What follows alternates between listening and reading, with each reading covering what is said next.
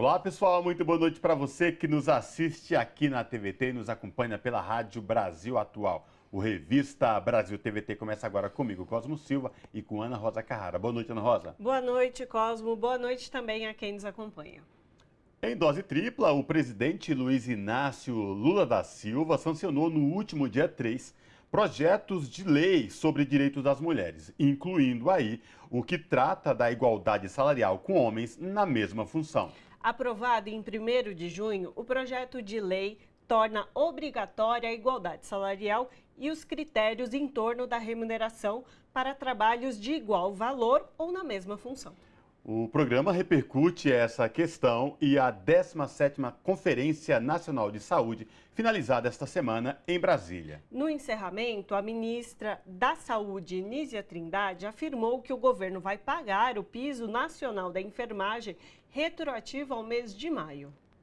A Câmara dos Deputados aprovou em 2 turnos a proposta de reforma tributária que traz isenção de impostos de produtos da cesta básica e vai colaborar para o crescimento da economia e no combate à desigualdade no país. A movimentação em Brasília em torno do assunto foi grande e envolveu governadores e prefeitos.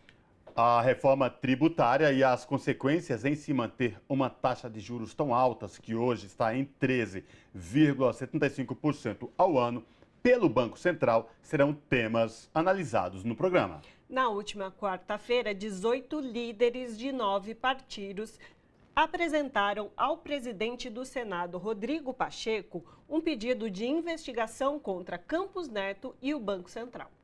O presidente Luiz Inácio Lula da Silva assumiu nesta semana a presidência temporária do Mercosul. Durante a cúpula do bloco realizado na Argentina, Lula se comprometeu a concluir o acordo entre o Mercosul e a União Europeia. No entanto, destacou que o acordo deve ser equilibrado e que garanta espaços para políticas de reindustrialização dos países sul-americanos.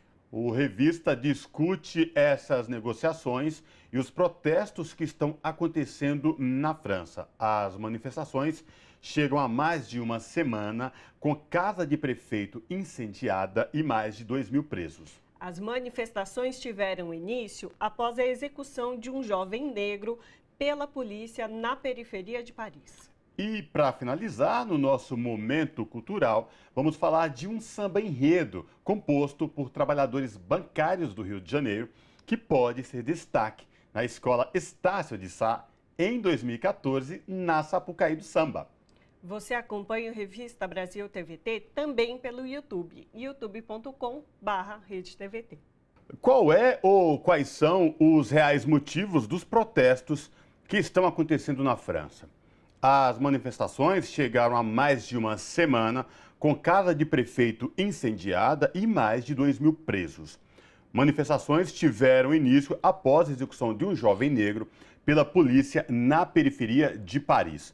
Sobre essa questão, nós conversamos agora com Rosa Freire, que é jornalista, que vai nos ajudar a entender essas manifestações e protestos que estão acontecendo na França. Rosa, tudo bem? Prazer te receber aqui no Revista Brasil TVT. Seja bem-vinda. Muito obrigada a vocês pelo convite. Rosa, vamos falar então do que está acontecendo na França, mais de uma semana, vários protestos. Tudo aconteceu, desencadeou após uma ação brutal da polícia francesa que causou a morte de um jovem negro de origem árabe. Agora, a minha pergunta, Rosa, esses protestos, eles se limitam unicamente e exclusiva à questão racial lá na França ou tem algo a mais para a gente compreender o que está acontecendo lá? Não, tem muito mais, tem muito mais. Quer dizer, eu acho que tem que ver aí a coisa histórica um pouquinho, quer dizer, tem que ver o caso agora, que foi muito grave, foi e está sendo. Eu acabei de receber agora um manifesto que é assinado por umas 200 associações, uma dezena de sindicatos mais à esquerda, a CGT, que era ligado historicamente ao Partido Comunista, hoje em dia o Partido Comunista se dissolveu, mas aos partidos mais de esquerda, digamos, né? E realmente o que eles pedem, eles têm toda a razão, quer dizer, há uma espécie de uma, como é que eu posso dizer, uma cidadania de segunda classe, entendeu? Nessa, do que se chama a banlieue, né, de modo geral, quer dizer, a periferia das grandes cidades, de Paris sobretudo. Agora, isso tem raízes históricas, quer dizer, é difícil de você dizer por que aconteceu agora e não. Quer dizer, aliás, vive acontecendo. Eu acho que esse não é o primeiro ato, nem vai ser o último. Eu estou, digamos, que eu pegue os últimos 10, 15 anos, 10, uns 20 anos, digamos. Em 2005 já houve uma reação fortíssima da população da periferia, à morte de dois jovens, eram dois jovens de 16, 17 anos por aí, também de origem magrebina, que foram mortos, um diretamente pela polícia, o outro em consequência do que apanhou, enfim, realmente horrorosa. E aí já começou, foi a fase, talvez vocês lembrem, dos incêndios. Eles incendiavam automóveis, uma barbaridade de automóveis e ônibus, né, que iam sendo incendiados. Depois, isso tem regularmente na França, quer dizer, a França tem um outro lado, que é um país que reclama, que gosta de reclamar, que sabe fazer manifestação. Ali brinca alguém que, além de fazer pão gostoso, faz manifestação também. E, de fato, isso é muito bom. Eu acho isso um lado muito...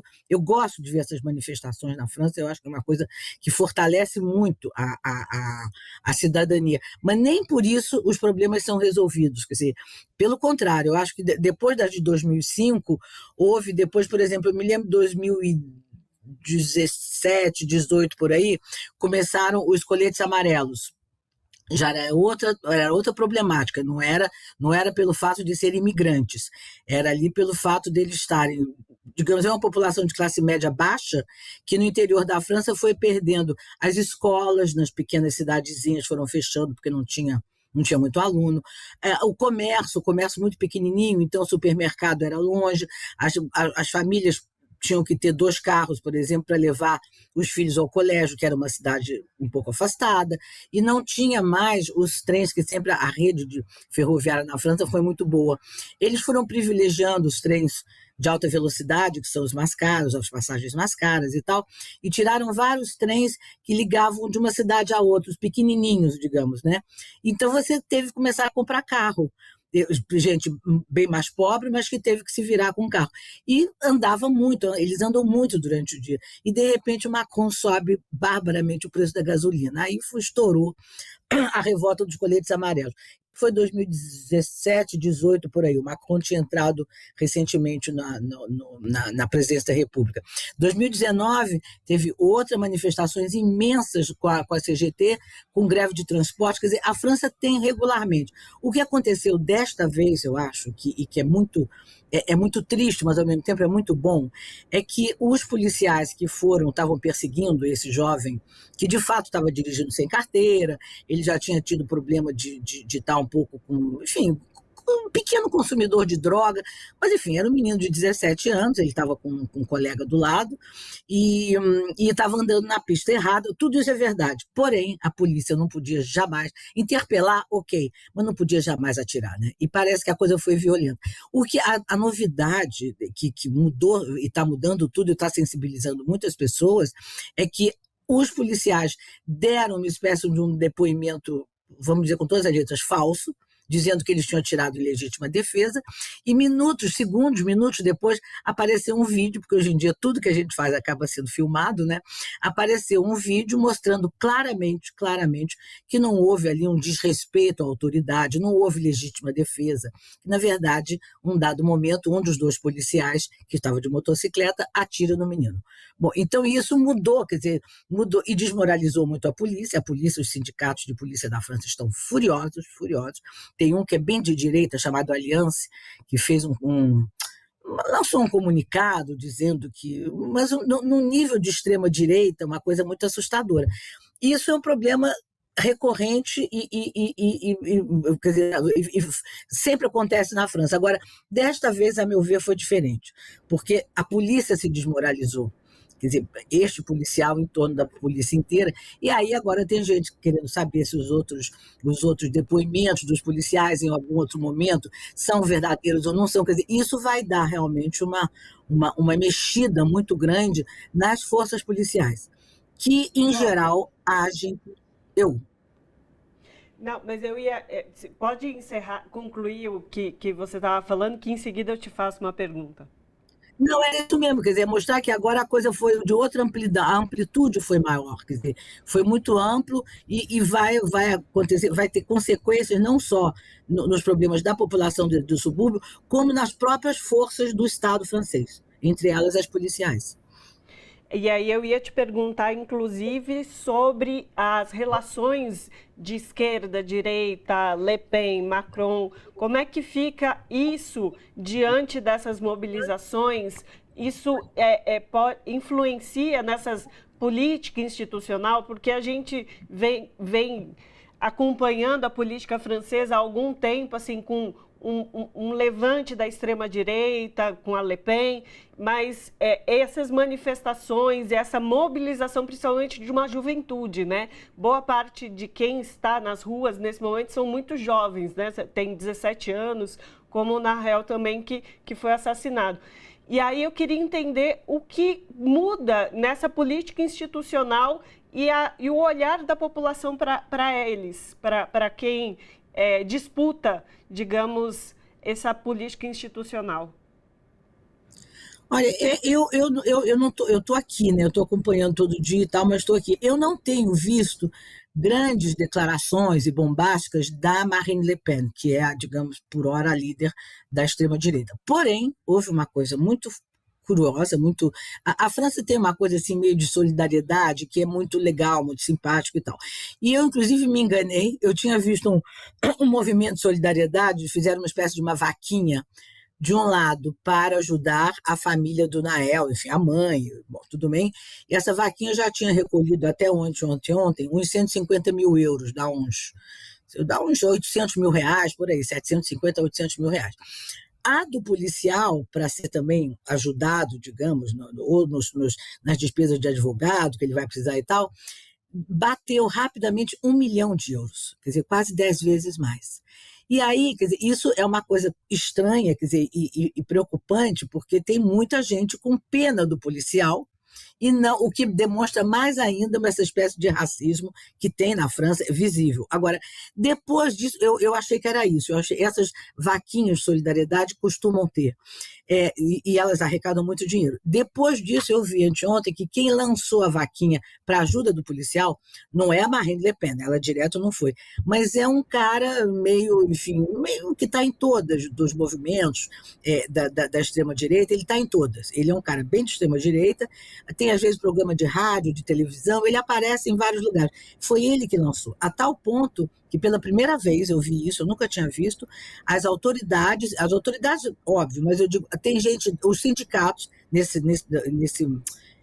manifesto que eu vi agora, as associações estão pedindo para proibir essa vaquinha, porque também eles perceberam que está sendo manipulado. Quer dizer, agora, por que em uma semana, o que tudo aconteceu dia 27, não chega a ter 10 dias, a vaquinha para ajudar a família do rapaz chegou no nível mais ou menos de se esperar.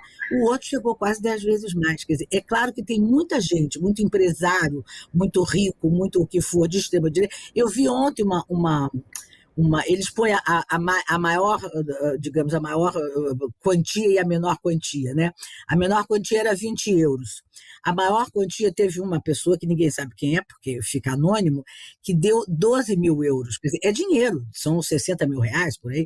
Então, isso é que quer dizer, é por aí que você vê que as extrema-direitas, a cabeça das pessoas está indo muito séria para a extrema-direita, e levando, evidentemente, de rodou ou sendo puxado por, digamos, por industriais, por gente ligado ao business, ligado às empresas de comunicação. Isso só vai piorar a extrema-direita, né? Só vai dar força para a extrema-direita e piorar a situação. Agora, Rosa, já que você tocou nesse ponto, a última eleição que levou Macron à presidência, à reeleição, por muito pouco, Jean-Luc Mélenchon não foi na disputa, teve uma briga muito próxima aí. para o segundo turno, e aí parece que era o menos pior contra a extrema-direita, vamos então votar no Emmanuel Macron. Como fica a esquerda nesse atual cenário, na tua avaliação, na França especificamente? Macron está indo mais se guiando para ir para centro-direita. Queria te ouvir como é que isso pode envolver as forças políticas na França com esses protestos. O Macron, você sabe que às vezes tem um deus na mitologia que é Jano, né, que tem duas faces, né? Quer dizer, às vezes você olha de um lado ou de outro, é o mesmo Janus, né? O Macron, às vezes, me dá a impressão de ser uma pessoa meio assim, meio Janus. Ele tem coisas que uma pessoa de esquerda assinaria embaixo. Eu me lembro quando ele chegou ao poder, ele fez, por exemplo, um programa que ficou sendo, foi implantado, das escolas, exatamente as escolas da periferia, que elas tivessem no máximo 25 alunos por sala, o que era uma boa ideia. Porque no início, sobretudo na fase de criança, de alfabetização, quando você tinha uma classe maior, as crianças, como no Brasil acontece também, em 2, 3 anos, custavam para ser alfabetizados, até eram, mas no limite da alfabetização. Então, quer dizer, ele é um programa bacana esse, interessante, e foi feito. Em compensação, ele acabou com o imposto sobre as grandes fortunas. Quer dizer, entendeu? Então, ele fica ali entre a cruz e a caldeira, vai para um lado e para o outro. Agora, eu ainda, quer dizer, pode ser que você vai dizer que seja um desejo meu, mas eu ainda não vejo a França elegendo a Marine Le Pen, e nem o Mélenchon. Quer dizer, na hora H, não sei se é impressão minha, pode ser que não, porque a França, de fato, teve um regime fascista na Segunda Guerra, claramente fascista, né? Mas eu acho que ali na hora H, digamos, como tem os 2 turnos, o segundo turno estabiliza e no segundo turno as pessoas recolhem. O que está acontecendo, que eu acho mais grave na França, é que a chamada direita civilizada, aquela direita, né, civilizada, entre aspas, que eles se auto-chamam direita republicana, que sempre tinha um candidato de direita, palatável até certo ponto, enfim. O Macron saiu um pouco disso, embora fosse bem ligado à direita, mas ele saiu um pouco desse figurino. Ele criou o próprio partido e tal, mas nos partidos tradicionais que vieram lá do De Gaulle, do gaullismo, tinha sempre candidatos de extrema-direita, a direita civilizada. Isso está acabando. A direita, a chamada direita civilizada, que é o partido da direita republicana, o DR, está se aproximando da extrema-direita. Isso é um perigo, quer dizer, você corre o risco de ter, nas próximas eleições, um quadro muito mais polarizado. O Macron não pode se recandidatar, mas talvez alguém por ele, não sei, do partido dele, e aí você vai ter uma coisa muito polarizada. Agora, quanto ao Mélenchon, você sabe que eu tenho, às vezes, a sensação que o Mélenchon prefere, quer dizer, eu não sei se o Mélenchon quer chegar a ser presidente da República. Às vezes eu tenho dúvidas. Eu acho que ele quer, porque ele na hora H ele faz alguma coisa que ele sabe que vai prejudicá-lo no final da campanha. Ele faz um pouco isso. E talvez seja o papel dele mesmo ser uma pessoa aglutinadora, um líder excelente da oposição. Talvez seja este o papel principal e mais ativo do Mélenchon. Não quero dizer que ele não vai querer ser presidente, talvez ele no fundo queira, mas você tem a sensação de que na hora H entendeu? Ele faz alguma coisa que sabe que não vai dar certo. Então, eu não sei, quer dizer, agora, isso é simpático, porque ele não faz certos compromissos, quer dizer, também tem isso. E eu acho difícil, por hora, ou o Mélenchon ou a Marine Le Pen virarem presidente. O que eu acho mais perigoso é você deixar de ter os tais candidatos da direita. Na Espanha, antigamente, quando eu cobri muito a Espanha, tinha uma coisa chamada direita que toma banho. Digamos, tinha a direita que não tomava banho e a direita que tomava banho. É um sinônimo de direita civilizada, né? E isso você está perdendo na França. E isso é grave. Quer dizer, aquela direitona, como se chamava aqui, hoje aqui está mais confuso, mas enfim, está indo mais para a extrema-direita. Isso, a meu ver, é muito grave. Você não ter um candidato, mais ou menos, ali, que as pessoas... Porque aí você cai na polarização e isso vai ser pior para a França, não há dúvida. Tá certo, então conversamos com Rosa Freire, que é jornalista e falou conosco sobre as mobilizações populares que acontecem na França. A gente segue acompanhando os acontecimentos por lá e tentando compreender como é que vai ser o futuro a partir disso, então, tanto lá e repercutindo também para os demais países. Rosa, muito obrigada pela sua participação conosco aqui hoje. Obrigada a vocês, muito obrigada. Abraço. Abraço.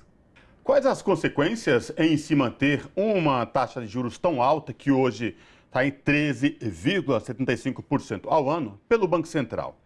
Na última quarta-feira, 18 líderes de 9 partidos entregaram ao presidente do Senado, Rodrigo Pacheco, um pedido de investigação contra Campos Neto e o Banco Central. Lembrando, Roberto Campos Neto é o presidente do Banco Central. Sobre essa questão, a revista Brasil TVT conversa agora com Miguel Rosseto, que é sociólogo e deputado estadual pelo PT do Rio Grande do Sul. Deputado Miguel Rosseto, tudo bem? Prazer recebê-lo aqui no Revista Brasil TVT. Seja bem-vindo. Prazer é meu, viu, Cosmo, Ana Rosa, um prazer estar com vocês e parabéns pelo trabalho de vocês, viu? Maravilha.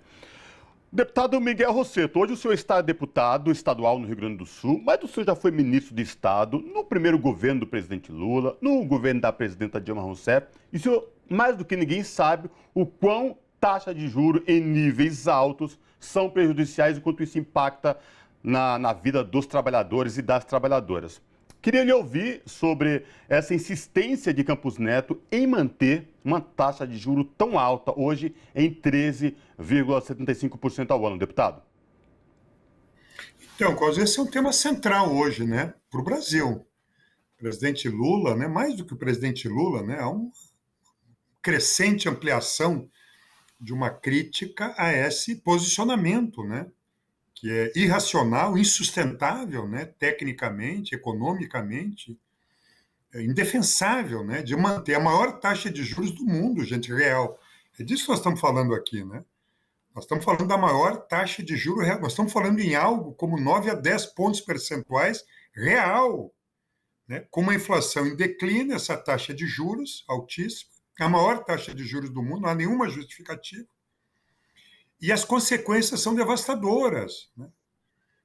Essa não é um instrumento de política econômica, não tem sido para reduzir a taxa de juros, mas para destruir a economia. Ela bloqueia os investimentos. Eu tenho convivido muito aqui, viu, gente, com empresas, cooperativas aqui no Rio Grande do Sul. É uma situação que se repete no Brasil inteiro. Vocês imaginam um sujeito que vai para um banco, né, que precisa de crédito, né, para girar o seu negócio, e recebe uma proposta de 20% para pagar, né, de um dinheiro para mover a sua empresa, sua cooperativa, seu negócio. É impossível. Nós estamos comemorando, né, a recuperação do crescimento econômico, 2,5%. Como é que uma economia que cresce 2, 3 pontos percentuais, a sua riqueza, como é que é capaz um sujeito transferir 20%, né, do seu negócio para o banco?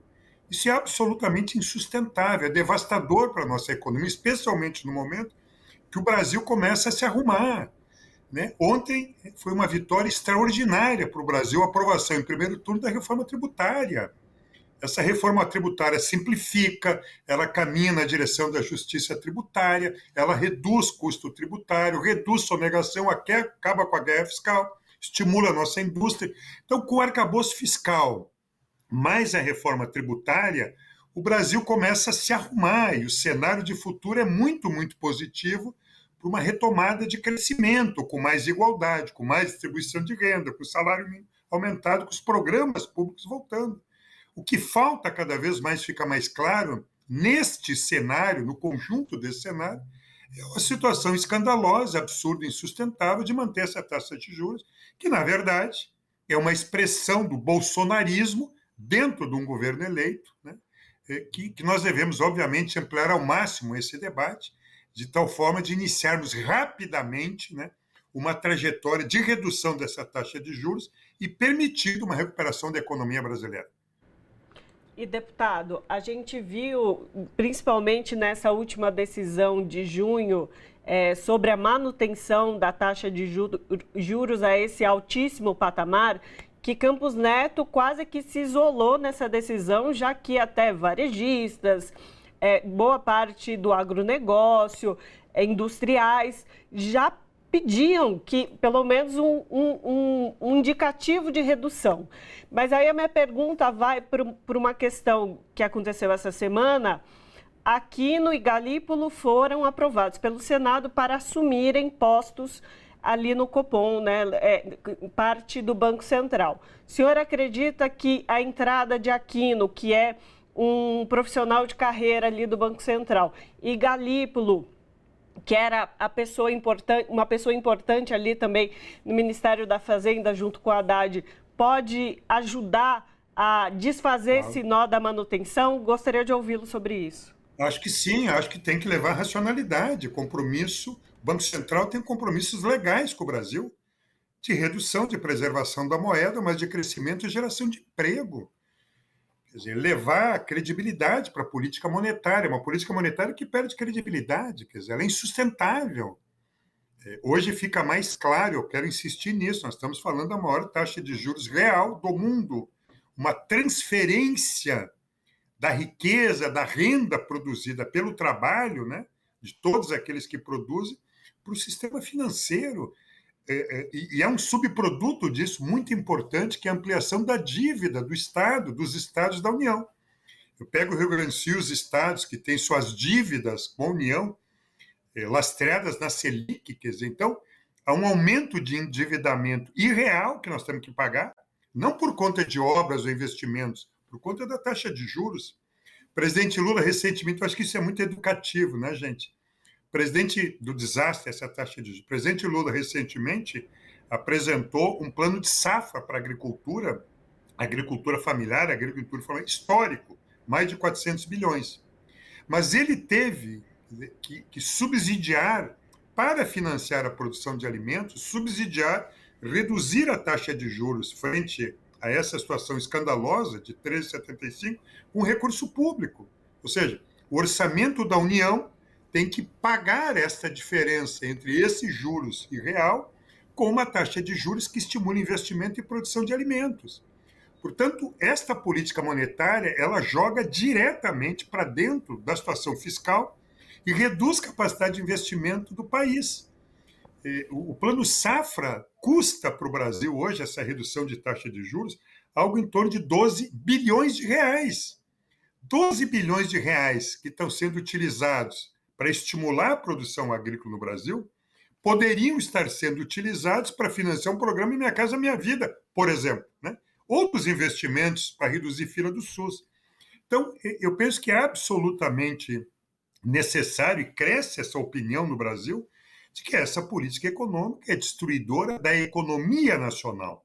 E ela se distanciou completamente de uma ideia de responsabilidade em redução da inflação. Por isso eu estou otimista, eu acho que esses dois quadros, que são altamente qualificados, vão jogar racionalidade e recuperar uma seriedade na política monetária para o nosso país. Agora, deputado Miguel Rossetto, eu fico me perguntando, diante de tudo isso, cenário econômico, as sinalizações de melhora da economia, de crescimento, de emprego, enfim, a reforma tributária aprovada, o marco fiscal. Aí chega na próxima reunião do Copom, Campos Neto para dizer, olha, começamos a reduzir juros, aí vai e reduz 0,25% e fala, reduzimos os juros. De fato, não é uma redução esperada nem o que deveria ser. Queria lhe ouvir também sobre, né, essas possibilidades, né, desse jogo, aquela tentativa de continuar tentando boicotar o país, tal, né, com uma redução tão inexpressiva, caso aconteça. Então, viu, Cosme? Eu acho que é um distanciamento crescente desta escolha, talvez de uma maioria agora, né, do Banco Central, liderado pelo Campos Neto, uma realidade nacional. Há uma distância muito, muito grande. Perde legitimidade, perde autoridade. Eu não sou daqueles que acham que o Banco Central tem que perder autoridade. O Banco Central tem responsabilidades importantes, mas o Banco Central que responda às suas obrigações legais e dialogue, né, com uma realidade nacional e internacional, inclusive. Não é o que acontece. Eu acho que sim, que esses movimentos, né, organizadores da nossa economia que estão sendo feitos pelo Haddad, pelo governo, enfim, pelo presidente Lula, né, recuperar investimentos, né? O país começa a respirar mais, né? A economia começa a girar, os programas públicos começam a chegar, a qualidade de vida, né? O cenário, a expectativa de futuro, toda ela é muito positiva. Eu faço referência ao Plano Safra da Agricultura, foi histórico, né? Nós estamos falando de mais de 400 bilhões. Há um esforço nacional de reorganizar o país e botar o país numa rota de desenvolvimento econômico, de crescimento com justiça e inclusão social. Quer dizer, o equilíbrio fiscal organiza, dá um marco de segurança, a reforma tributária, gente, é histórica. Nós temos que falar muito sobre isso. Ela sai da Câmara e vai para o Senado agora, né? Em um debate organizador do país, produtor de justiça tributária. Nós, além da tributação sobre o consumo, que esta reforma trata, né? Nós vamos enfrentar no semestre que vem um debate sobre rede de patrimônio. Né? Nós vamos enfrentar de buscar uma estrutura tributária com mais justiça e não com essa desigualdade monstruosa, regressiva no país. Mas o passo que foi dado na Câmara é histórico, é gigantesco. Né? Nós vamos acabar com sonegação, vamos avançar nessa direção com mais justiça tributária, com mais equilíbrio, né? Simplificação, zerar todas as alíquotas para a cesta básica nacional, enfim. Então, neste cenário, é isso que eu quero insistir, esta política monetária, manter essa loucura, essa irracionalidade, ela perde qualquer autoridade política, qualquer legitimidade. Então, a minha expectativa é que haja assim, uma redução mais pesada. Hoje, inclusive, é uma expectativa do próprio mercado financeiro, que não suporta isso. Por quê? Porque é o limite nisso. As pessoas vão quebrar. As pessoas, o vaso quebra. E depois que o vaso quebra, é óbvio que os prejuízos se expandem.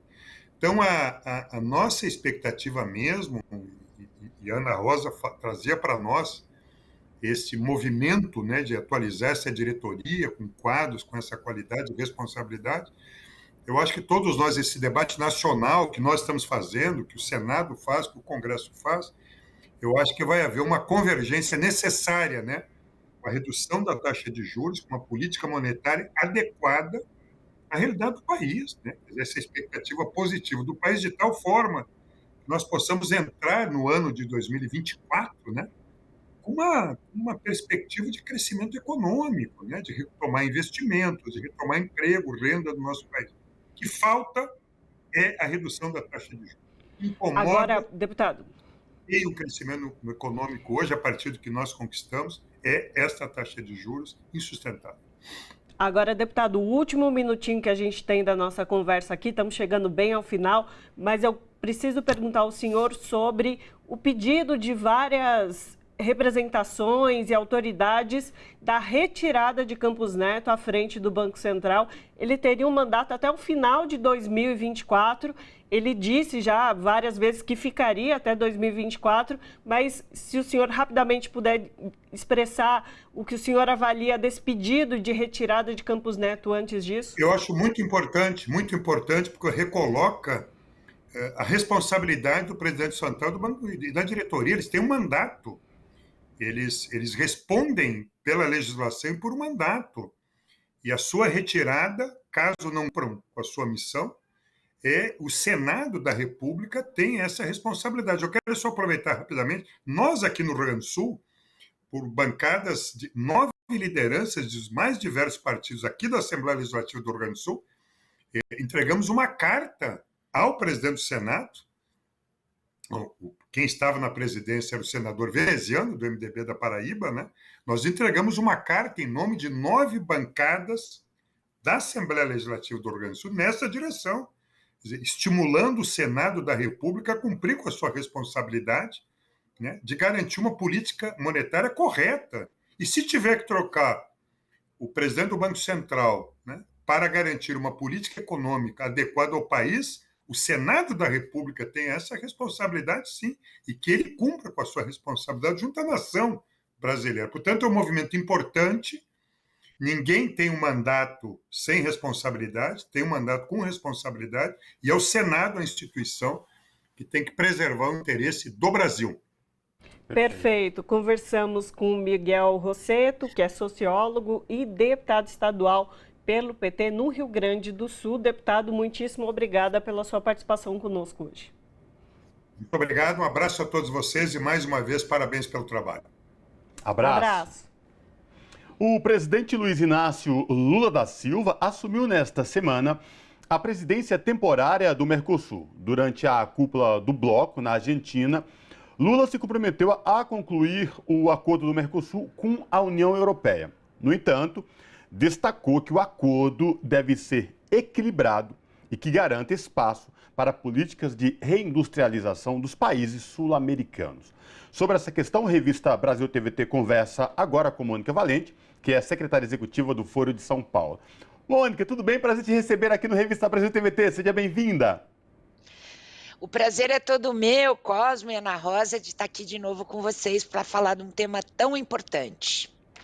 Pois é, Mônica, tão importante e que o presidente foi direto ao ponto ao assumir a presidência temporária do bloco, né? Dizer que os acordos feitos com a União Europeia devem ser feitos e concluídos, porém, com salvaguardas aí e com vantagens de ambos os lados, não só de um lado, né, do acordo. Eu queria te ouvir sobre as falas do presidente Lula ao assumir a presidência do bloco. Mônica. Olha, Cosmo e Ana Rosa, foram super importantes as falas do presidente, porque esse acordo União Europeia-Mercosul, ele está sendo negociado há muitos anos.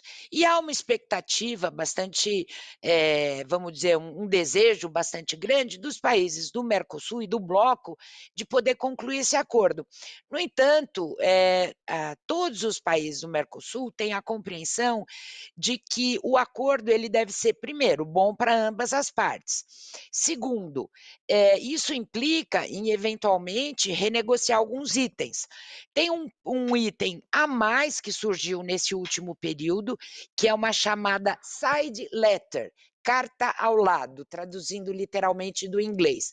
Isso não estava em nenhum momento das negociações, e por essa carta ao lado aí, essa carta suplementar ao acordo, os países da União Europeia pretendem introduzir sanções aos países do Mercosul que desobedecerem a protocolos internacionais em relação ao meio ambiente.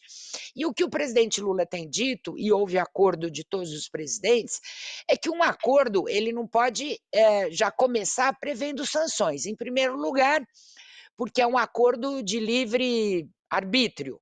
Segundo, porque a nossa região cumpre os protocolos ambientais. Não cumprimos na época anterior, com o antigo presidente, mas isso mudou e mudou bastante. Em terceiro lugar, a relação ela deve ser uma relação de igualdade, de paridade de armas, de igualdade de condições. Então, isso o presidente afirmou que é inaceitável e que eles sugerem, e sob a presidência pró-tempore do presidente Lula no bloco, uma rápida resposta aos países da União Europeia. E a segunda coisa muito importante é o tema das compras públicas ou compras governamentais, porque isso já estava na negociação concluída em 2019, sob a presidência do vice-presidente Temer, depois do golpe contra a presidenta Dilma, que obriga ou, de certa forma, abre os mercados e os países para compras governamentais para as transnacionais europeias. Isso é muito ruim para a nossa economia, só para dar um exemplo para ficar mais claro para quem está ouvindo a gente. Quando o presidente Lula e a presidenta Dilma foram presidentes da República, houve uma priorização muito grande de compra de alimentos da agricultura familiar. Para as escolas, para a merenda escolar, para todo o sistema, né? O sistema prisional, todo lugar que se compra comida, se usa comida, né? E com isso, essa priorização permitiu que, ao final do governo do segundo governo do presidente Lula, 70% da comida que o brasileiro e a brasileira comiam eram oriundos da agricultura familiar. E, com isso, favoreceu o crescimento da agricultura familiar, a adesão das famílias ao campo, alimentos de melhor qualidade, não alimentos processados. Então, se a gente, a partir da assinatura desse acordo, passa a abrir o mercado, abrir as compras públicas para transnacionais, por exemplo, do setor da alimentação, o que vai acontecer? As grandes transnacionais vão apresentar sempre preços mais baratos, inclusive porque são alimentos processados. E com isso nós vamos perder a possibilidade de investir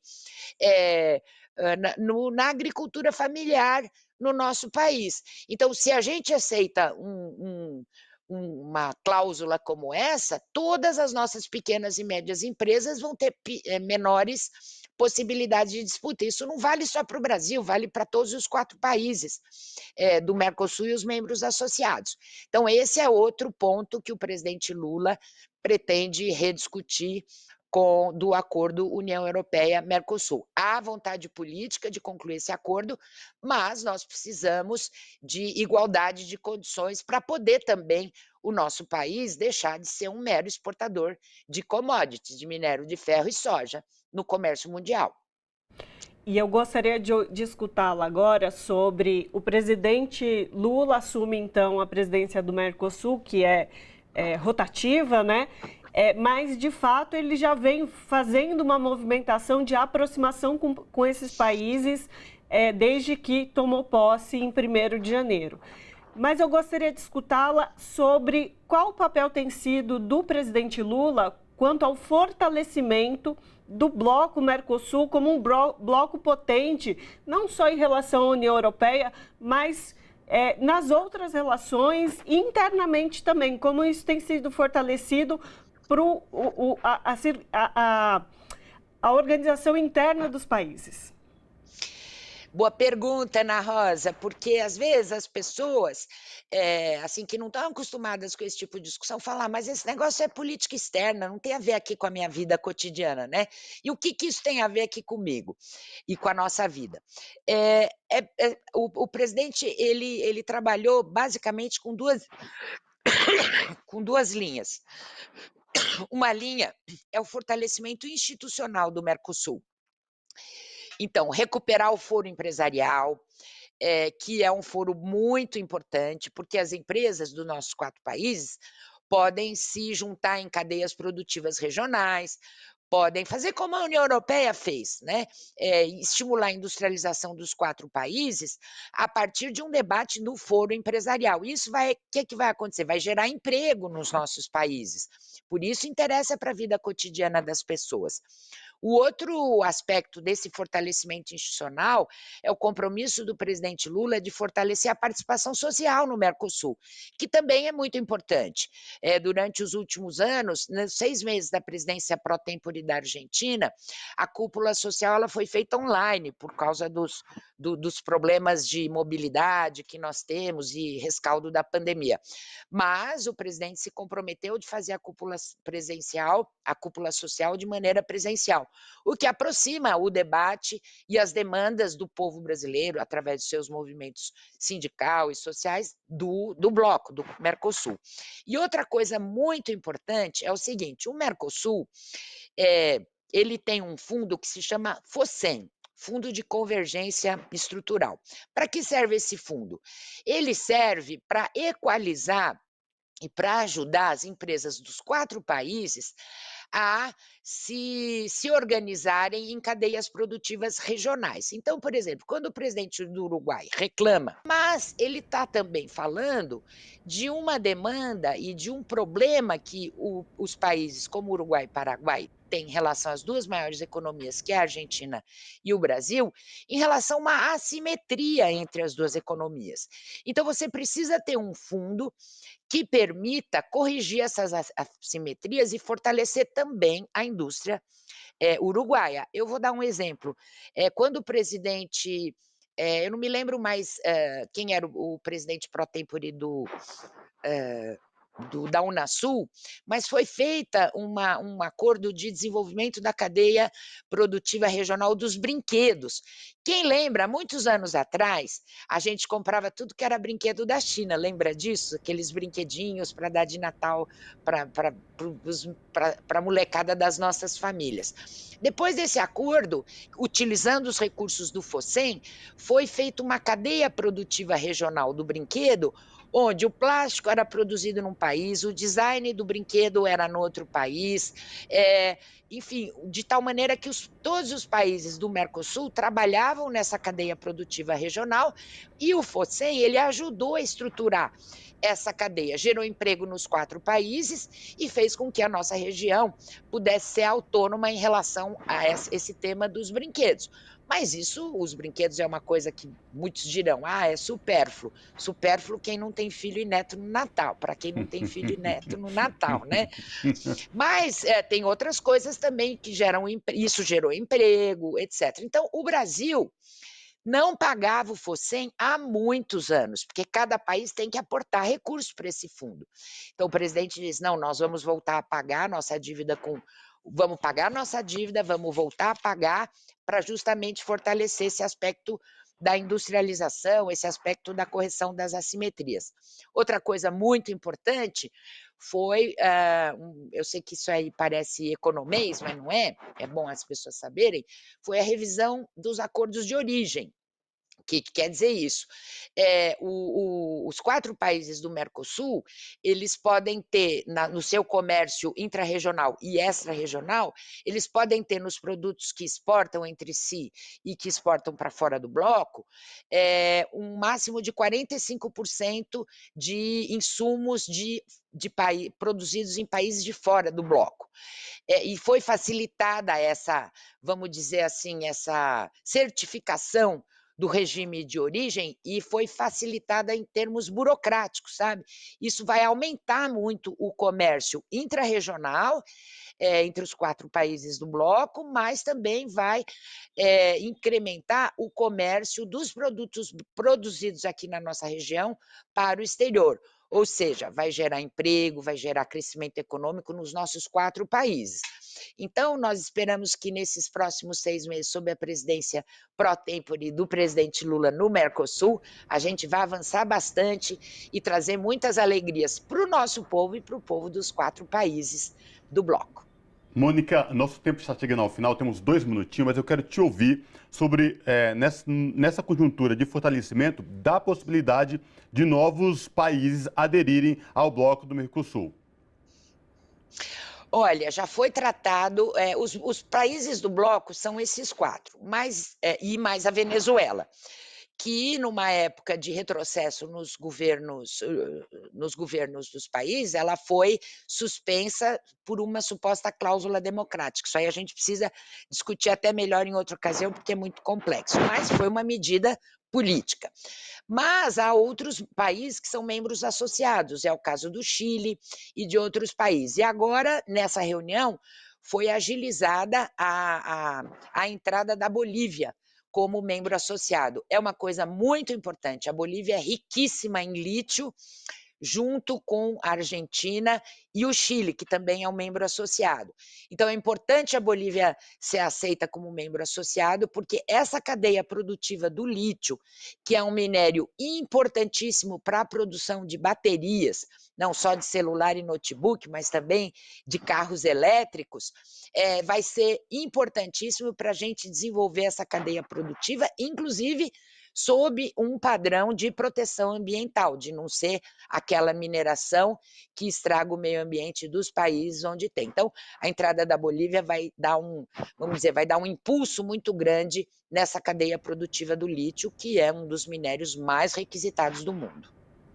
Perfeito. Conversamos com Mônica Valente, que é secretária executiva do Foro de São Paulo, que falou para a gente sobre o Mercosul e a tomada de cadeira de presidência pelo presidente Luiz Inácio Lula da Silva.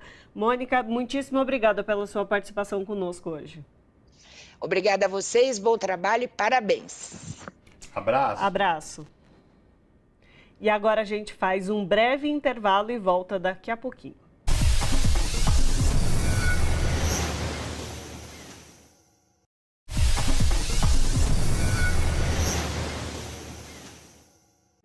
De volta com Revista Brasil TVT, aqui na TVT e também na Rádio Brasil Atual. A Câmara dos Deputados aprovou em 2 turnos a proposta de reforma tributária que traz isenção de impostos para produtos da cesta básica e vai colaborar para o crescimento da economia e combate à desigualdade no país. A movimentação em Brasília em torno do assunto foi grande e também envolveu governadores e prefeitos, além dos parlamentares. Para falar sobre a reforma tributária e a importância dela para o desenvolvimento do país, nós conversamos agora com Lina Santin, que é professora, advogada e pesquisadora do Núcleo de Estudos Fiscais da Fundação Getúlio Vargas. Professora Lina Santin, tudo bem? Prazer recebê-la no Revista Brasil TVT. Seja bem-vinda. Muito obrigada, prazer estar aqui com vocês, Cosme e Ana Rosa. Professora Lina Santin, a reforma tributária, desde que o presidente Lula assumiu a presidência do país, foi muito falada e muito cobrada. Existia uma expectativa muito grande. Aprovada em 2 turnos, ela agora segue para o Senado. Tem um detalhe muito importante, professora, que todos falam que é um momento histórico. Muito se queria a aprovação de uma reforma tributária justa, sustentável, para acabar com a desigualdade no país. E ela traz um item a mais aí, que é a isenção do imposto para produtos da cesta básica. Professora, queria lhe ouvir sobre a importância da aprovação desta reforma tributária agora em 2 turnos na Câmara dos Deputados. Perfeito. Realmente é um marco histórico, uma conquista muito grande do governo atual. A última reforma tributária feita nesse país foi em 1965, ou seja, há quase 60 anos. Nós temos um sistema tributário antigo, complexo, que atendia às necessidades da década de 50, já nasceu um pouco atrasado na década de 60.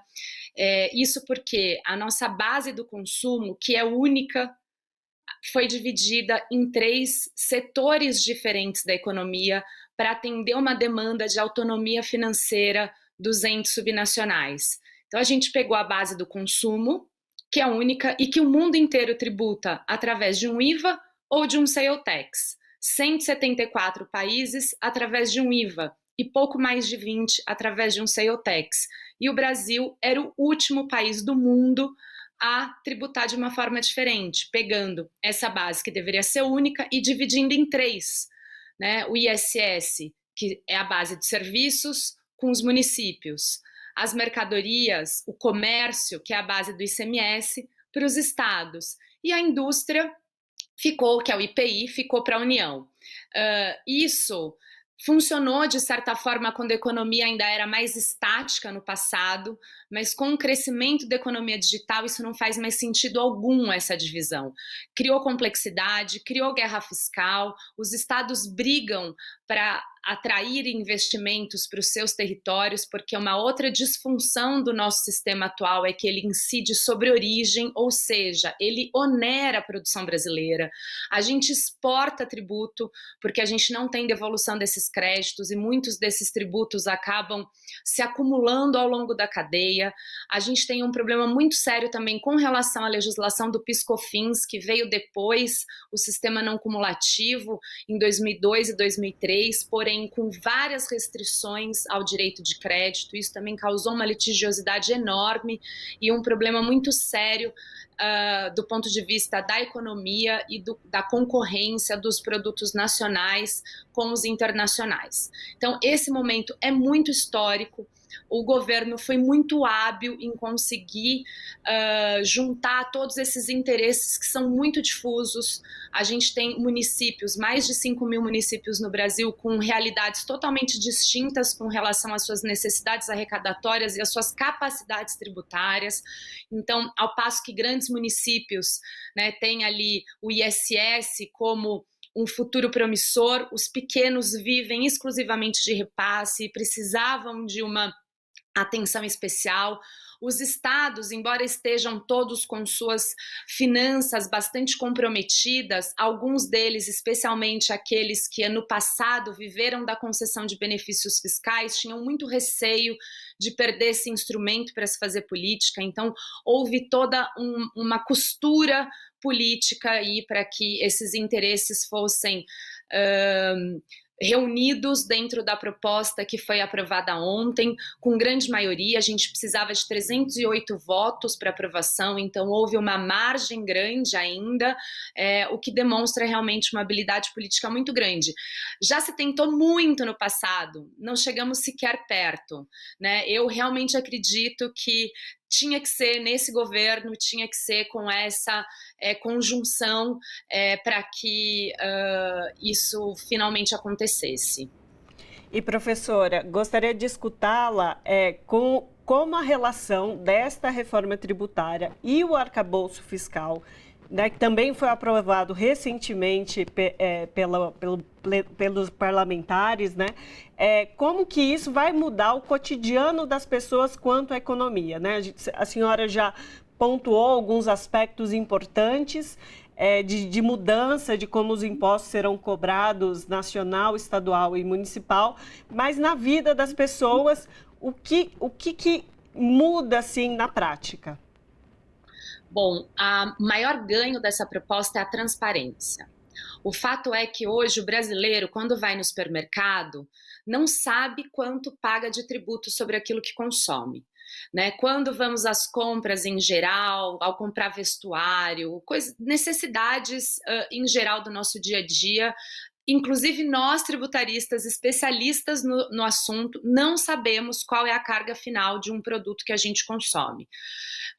E com essa reforma, a gente tem uma unificação dessas bases, a gente vai ter muito mais transparência, a incidência dos tributos vai ser por fora, ou seja, sobre o valor do preço, ele não vai mais compor o preço, então eu vou saber exatamente quanto eu estou pagando do preço, do custo do produto e qual é o acréscimo relativo à tributação.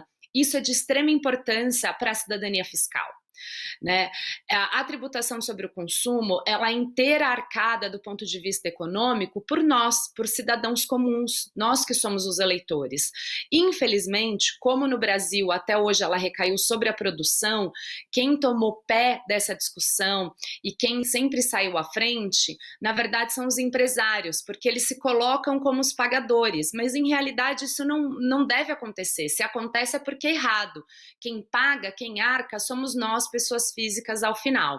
Então, essa mudança altera esse jogo de poder e deixa de uma forma muito mais transparente para nós eleitores qual é a carga tributária final, quanto a gente está pagando, inclusive legitimando os cidadãos a exigirem que a qualidade dos serviços públicos prestados, né, em contrapartida àquilo que se recolhe, seja compatível, né? Que na hora de votar a gente saiba se determinado prefeito aumentou, se diminuiu, né? Qual foi o orçamento de uma forma mais clara. Então é de extrema importância com relação a esse ponto. Eu comecei a explicar, né, na minha fala anterior como era antes, mas eu deixei de falar um pouco como vai ser hoje. Se me permite, posso fazer essa continuidade. Então, enquanto nós tínhamos, né, ICMS, ISS, IPI e o PIS/COFINS, também na base da União, agora a gente vai ter um IVA. O que significa o IVA? O IVA é um tributo cobrado com base no valor agregado. Ele incide em todas as etapas da cadeia e ele é cobrado em cima apenas daquilo que foi agregado naquela etapa. Então, se eu comprei um insumo por 100 e revendi por 110, eu pago imposto só sobre 10. Se a pessoa que recomprou o meu, né, comprou por 110 e revendeu por 200, vai pagar imposto sobre 90. E assim por diante, de forma que eu não tenho imposto sobre imposto, que é algo que acontece hoje no Brasil. Então, isso é de extrema importância. A outra mudança muito grande é que eu não vou mais ter essa guerra entre mercadorias e serviços, que ocorre muito, inclusive, atualmente na economia digital. Então, ninguém sabe. O que eu tenho que pagar? Eu tenho que pagar ICMS ou ISS? Ah, depende. E muitas vezes a gente recolhe para um e vem o outro e cobra.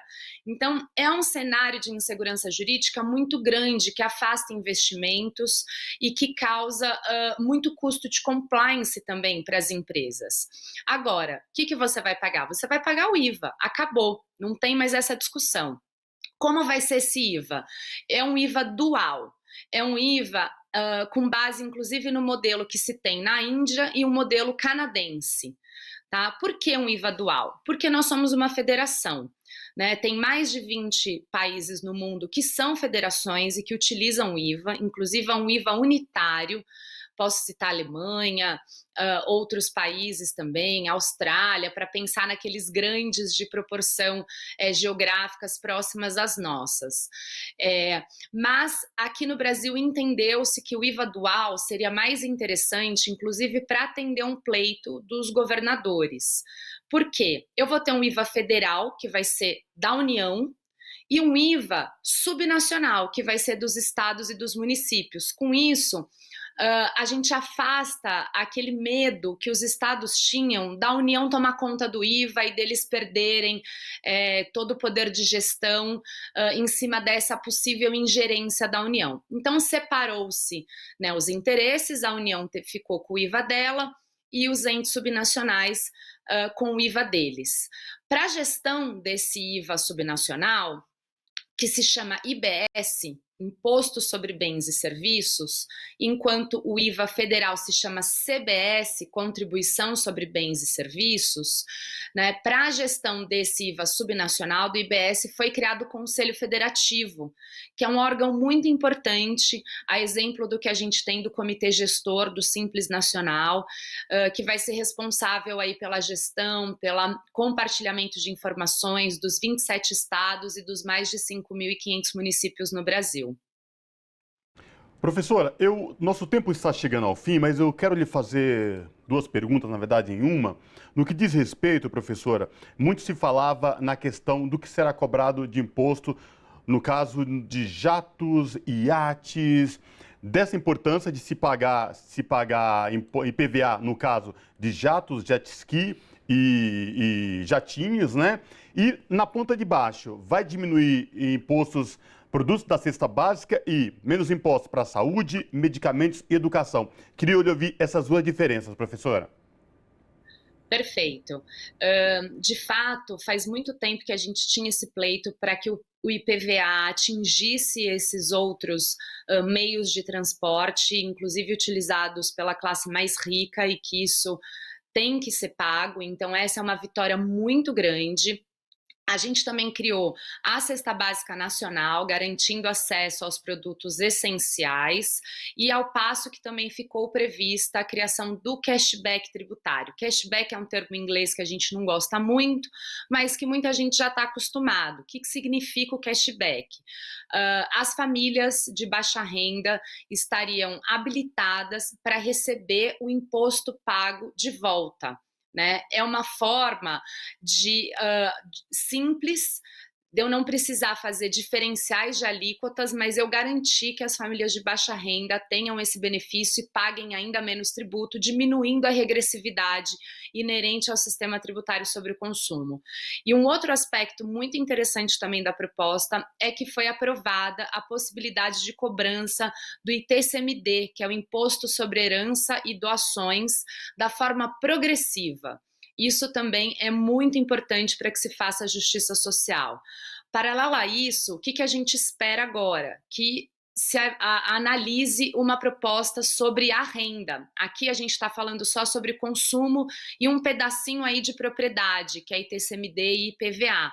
A gente também precisa reanalisar a renda e, eventualmente, ter uma tributação mais progressiva para que atinja as classes mais ricas com uma alíquota superior, para que essa justiça fiscal seja feita ainda com mais amplitude e a gente também possa falar em mais distribuição de renda, né? No consumo, a gente consegue diminuir um pouco a regressividade, mas é a renda que a gente precisa agora focar para conseguir essa redistribuição com mais efetividade. É isso. Conversamos com Lina Santin, que é advogada e professora e pesquisadora do Núcleo de Estudos Fiscais da Fundação Getúlio Vargas. Com certeza, recente decisão aí da Câmara dos Deputados, então com certeza a gente tem muito o que falar sobre esse assunto, mas a gente agradece muitíssimo, professora, por já esse primeiro explanar de informações, de esclarecimentos sobre como fica agora a nossa vida fiscal como cidadão e cidadã. Eu que agradeço, muito obrigada. O texto vai à votação agora do Senado. A gente aguarda que volte com pequenas melhorias e que seja aprovado e que o cidadão brasileiro possa saber quanto paga de tributo e a gente tenha aí um sistema mais justo e mais simples, com promessa também de crescimento da economia. Abraço, obrigado, professora. Abraço. Em dose tripla, o presidente Luiz Inácio Lula da Silva sancionou no último dia 3 projetos de lei sobre direitos das mulheres, incluindo o que trata da igualdade salarial com homens na mesma função. Aprovado em 1º de junho, o projeto de lei torna obrigatória a igualdade salarial e de critérios de remuneração para trabalho de igual valor ou na mesma função. Sobre essa questão, nós conversamos agora com Nilza Pereira de Almeida, que é secretária-geral da Intersindical. Nilza Pereira, prazer te receber aqui no Revista Brasil TVT. Tudo bem? Seja bem-vinda. Tudo bem, obrigada pelo convite. Nilza, vamos falar então desse projeto de lei sancionado pelo presidente Lula, porque traz, além de reparação, há uma questão da equidade e garantia da igualdade salarial entre homens e mulheres, de fato, que exerçam a mesma função, porque a gente sabe o quanto isso era complicado no Brasil. Muitas mulheres exercendo funções, as mesmas funções que homens, mas na mesma questão não era remunerada com igual valor ou no mesmo patamar. Queria te ouvir sobre essa questão, Nilza. Olha, eu estive com outras companheiras no 8 de março, lá no Palácio, que foi uma grande honra, né, para nós estarmos lá, quando o presidente e a ministra das Mulheres e todas as ministras que compõem o governo apresentaram o projeto de lei. E foi, assim, já uma alegria muito grande para a gente, uma alegria no sentido desta reparação. E agora, ter passado pela Câmara e ter sido sancionado pelo presidente é uma vitória. Passa da alegria, daquela sensação de alegria, para uma sensação de vitória. Como já existem estudos que demonstram, os salários mais baixos, no nosso caso, no caso da minha militância sindical, que era dos trabalhadores nas indústrias químicas, nós temos um piso salarial que vale tanto para homens quanto para mulheres. E ele é uma base. Mas os salários acima do piso, aí começa essa diferenciação salarial. Até nas funções mais elementares, de encarregado, encarregada, que não são ainda cargos de direção, de administração das empresas, tem essa diferença. Isso pensando nos trabalhadores ou farmacêuticos. Se a gente vai para as categorias que não têm esse piso, ou vai para os níveis salariais acima do piso e do reajustamento que a gente negocia na convenção coletiva, as mulheres são muito discriminadas. E como elas têm também que disputar, além de disputar elas têm que disputar o espaço com os homens. Então, essa disputa de espaço com os homens faz com que elas não busquem a proteção sindical. E o presidente Lula ter sancionado essa lei para as trabalhadoras da indústria, que entre o nível de administração até a diretoria, é uma vantagem assim fenomenal, porque elas têm agora uma proteção. E tem, inclusive, uma proteção sindical, porque à medida que eles têm que demonstrar, têm que divulgar as estatísticas, os estudos, nós vamos poder olhar, vai ter fatos e do governo olhando isso. Então, é uma coisa assim, por isso que eu chamo de uma vitória. E Nilza, nesse sentido que você coloca, também há um aspecto nessa lei que também é do fomento à capacitação de mulheres no ingresso nas mesmas condições que os homens. A gente tem já um histórico de mulheres ocupam mais cadeiras, por exemplo, nas universidades, no ensino superior, mas, de fato, quando vão ao mercado de trabalho, acabam tendo essa desigualdade, esse desnível no acesso também a remunerações, né? Você acredita ser importante também mais essa iniciativa de incentivar ainda mais a capacitação de mulheres e ainda mais o ingresso delas nessas mesmas condições, para além só da fiscalização que a senhora colocou, já muito importante também? É fundamental, porque na verdade os estudos já demonstram que as mulheres estudam mais, né? Para disputar os espaços, elas estudam mais. E agora, a poder entrar com essa possibilidade de igualdade, porque por que eu acho importante a fiscalização? Porque a gente ainda vive numa sociedade patriarcal, machista, que se tiver como fazer os jeitinhos, como de ter uma diferenciação, inclusive num ambiente de trabalho, estabelecer uma disputa entre homens e mulheres para que eles não se unam por uma luta conjunta, as pessoas vão manter. A nível de Estado, de servidores públicos do Estado, professores universitários, eu acho que vai ser importante esse reconhecimento, os cientistas, os professores universitários estarem em pé de igualdade. Isso é muito bom, porque incentiva, inclusive, outras jovens, outras pessoas a buscarem também aquela profissão. que hoje as pessoas se desestimulam de ir porque falam, bom, eu vou estudar bastante, vou me capacitar e vou acabar ganhando, às vezes, até 30% menos que os homens. Então, é muito importante. Eu acho que assim, o Brasil avançou demais, inclusive no combate ao machismo e ao patriarcado, de forma de política de Estado.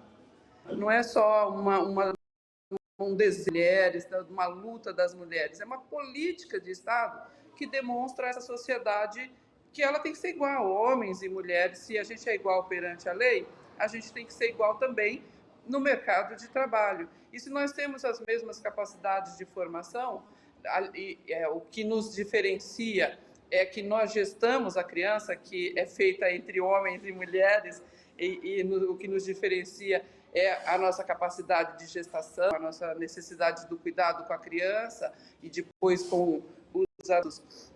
Por outro lado, isso também é a via de perpetuação da sociedade.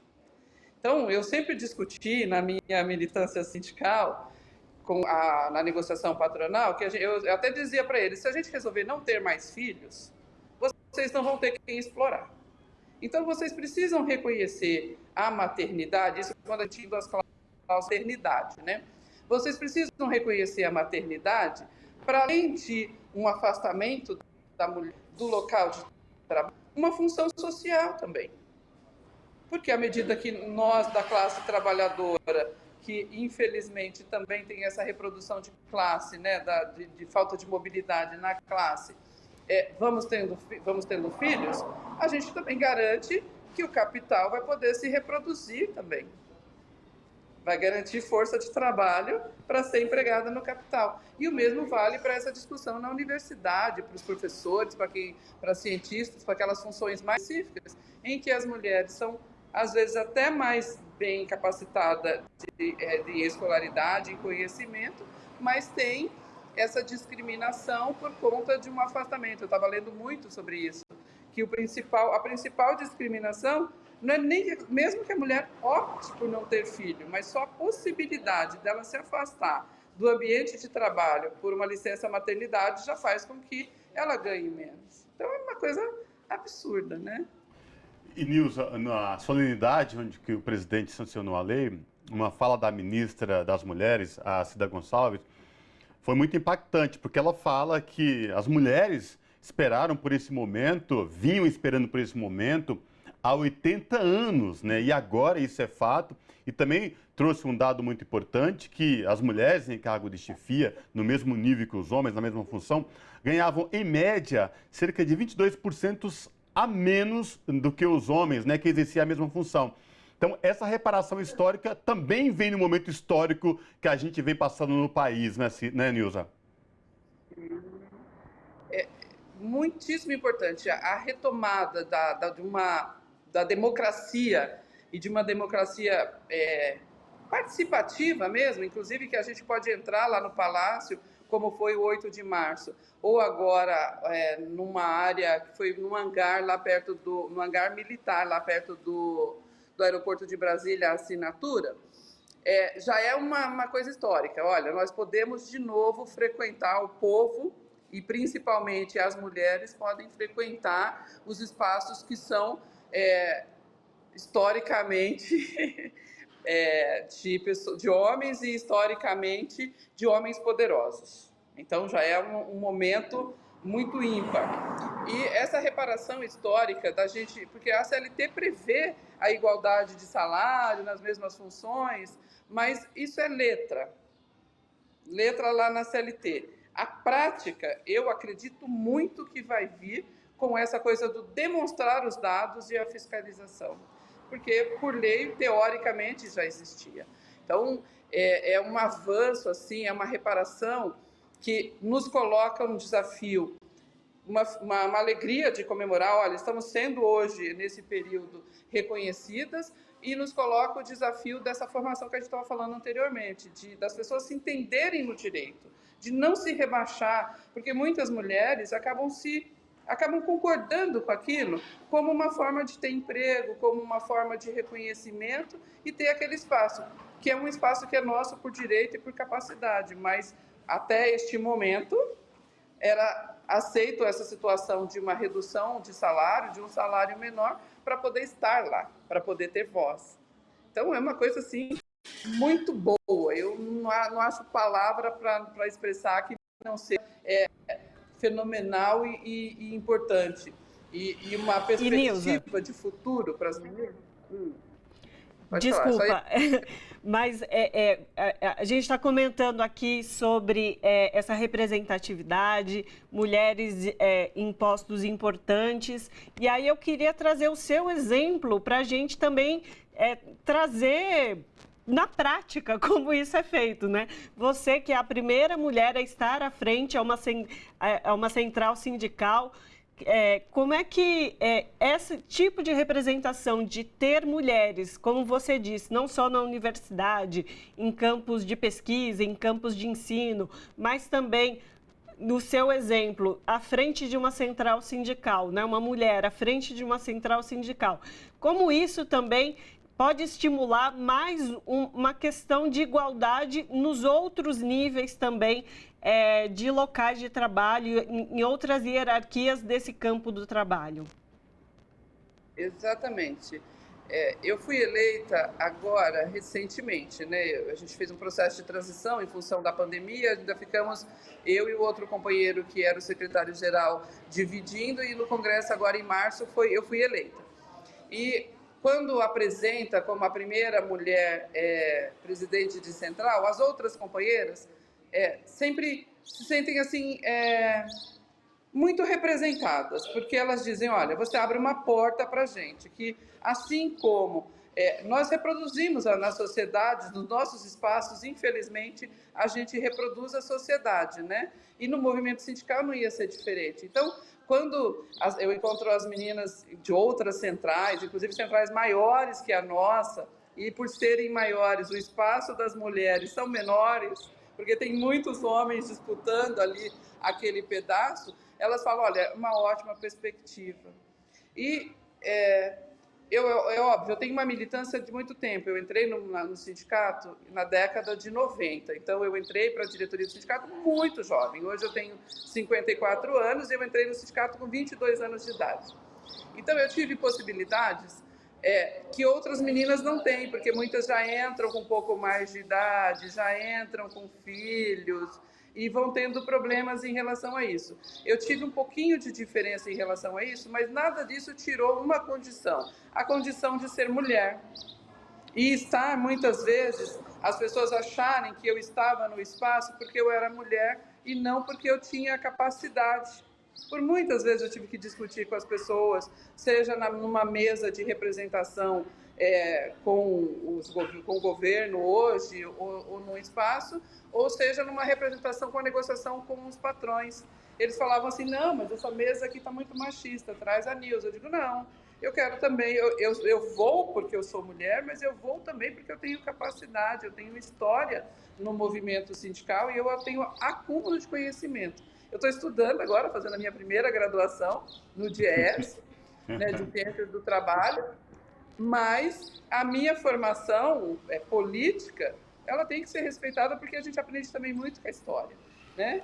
Então, eu me sinto, às vezes, com uma responsabilidade muito grande de ser essa pioneira e, como pioneira, não pôr um peso para as pessoas que querem chegar e que têm o direito de chegar nesse espaço. Que não tem que ser um peso, tem que ser um direito. O presidente Lula chamou lá os sindicalistas para falarem, não sei se vocês se lembram, 18 de janeiro. Foi uma mesa imensa, que tinham lá 9 presidentes de centrais, o presidente Lula, o ministro Luiz Marinho e o ministro Rui Costa. E estava eu de mulher. Quando eu fui falar, as mulheres que estavam na plenária, todas aplaudiram bastante, todas ficaram muito eufóricas e eu estava extremamente nervosa pela responsabilidade, né? De ser a única mulher a falar ali. Eu fiz uma fala que, modestamente, foi boa e quando terminou, muitas companheiras de vários lugares vieram até fazer foto. Me senti meio popstar, né? Porque, olha, a primeira vez...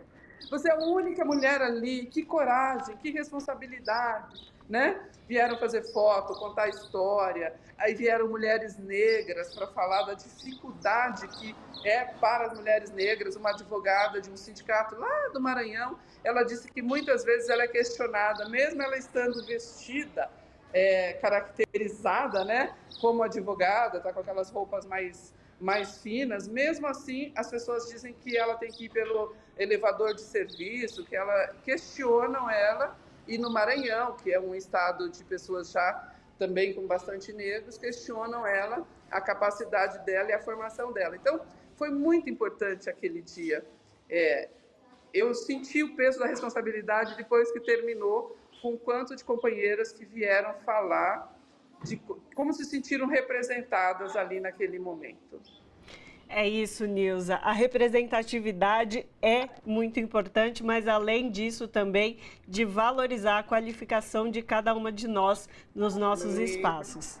Conversamos com Nilza Pereira de Almeida, que é secretária-geral da Intersindical, a primeira mulher a ser secretária-geral de uma central sindical. Muito obrigada pela conversa de hoje, por todas essas colocações e por esse debate tão importante sobre igualdade salarial que a gente tem que fazer ainda no nosso país. Obrigada a vocês. É fundamental a gente ter a igualdade de oportunidade e agora com a sanção da lei a igualdade de salário. É fundamental e a gente tem agora uma tarefa de fazer valer isso. Obrigada a vocês pela oportunidade também. Abraço. A gente agora faz um breve intervalo e volta daqui a pouquinho.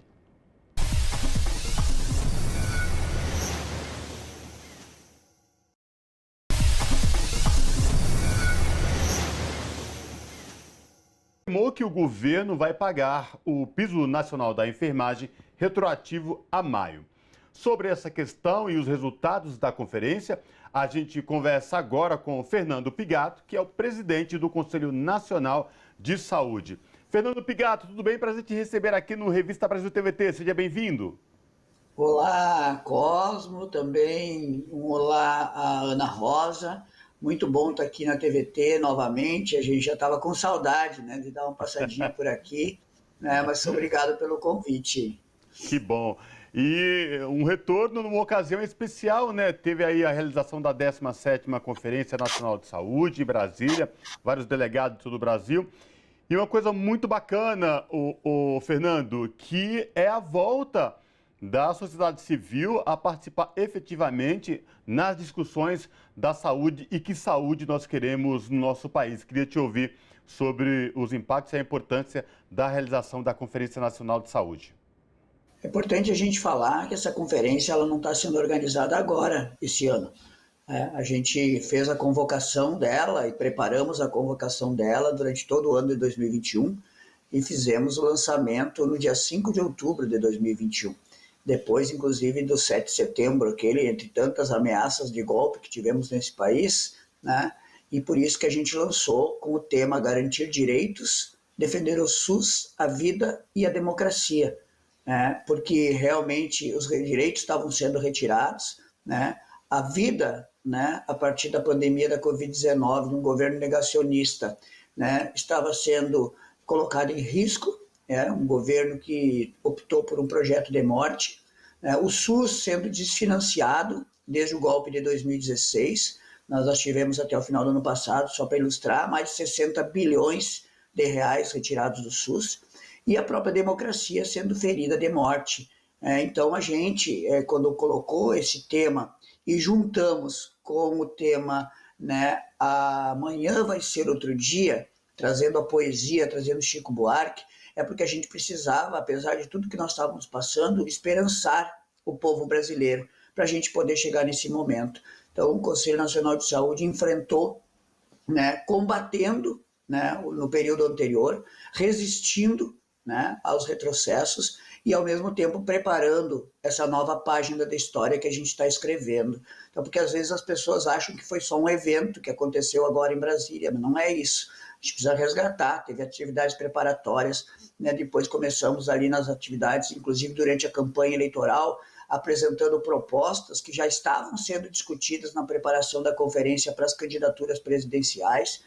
Tivemos depois, na equipe de transição, no grupo de trabalho da saúde, pela primeira vez o Conselho Nacional de Saúde foi chamado a integrar a equipe, e dali pensando, inclusive, o que deveria ser colocado em prática nos primeiros 100 dias, políticas a médio e longo prazo, e, ao mesmo tempo, ela fazendo as atividades das conferências livres, as conferências municipais, estaduais, para a gente ter a grandiosidade que foi essa retomada da participação social com a realização da primeira das tantas conferências que vão voltar a acontecer no país. Então, foi algo simbólico, que emocionou, quem esteve participando ou quem pôde acompanhar desde o primeiro dia, os pontos altos da nossa conferência, que eu destaco aqui a abertura oficial e também a presença, obviamente, do presidente Lula. A gente viu a forma como ele estava à vontade, se sentindo em casa,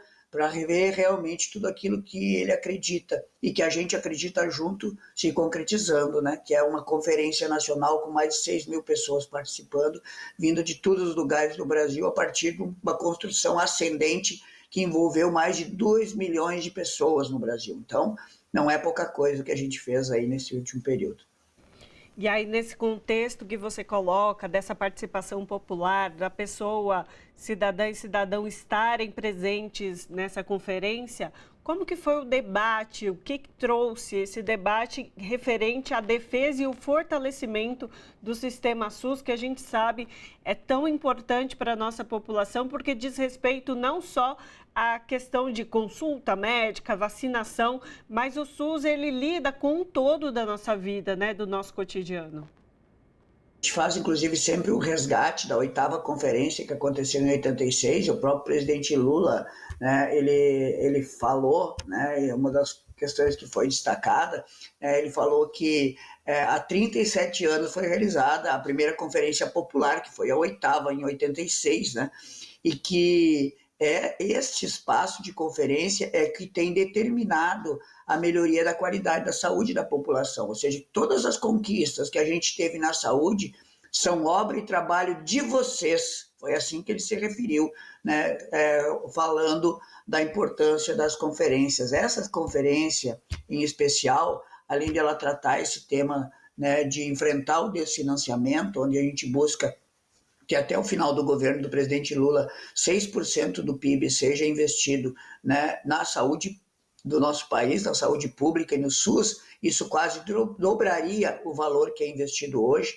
ao mesmo tempo que a gente trabalha com várias propostas e diretrizes amplas que vão desde a valorização dos trabalhadores e trabalhadoras, a questão da retomada do complexo econômico industrial, que a gente viu na pandemia, a falta, por exemplo, de luvas, de máscaras, de outras coisas, mas um destaque importantíssimo, a força dos movimentos sociais.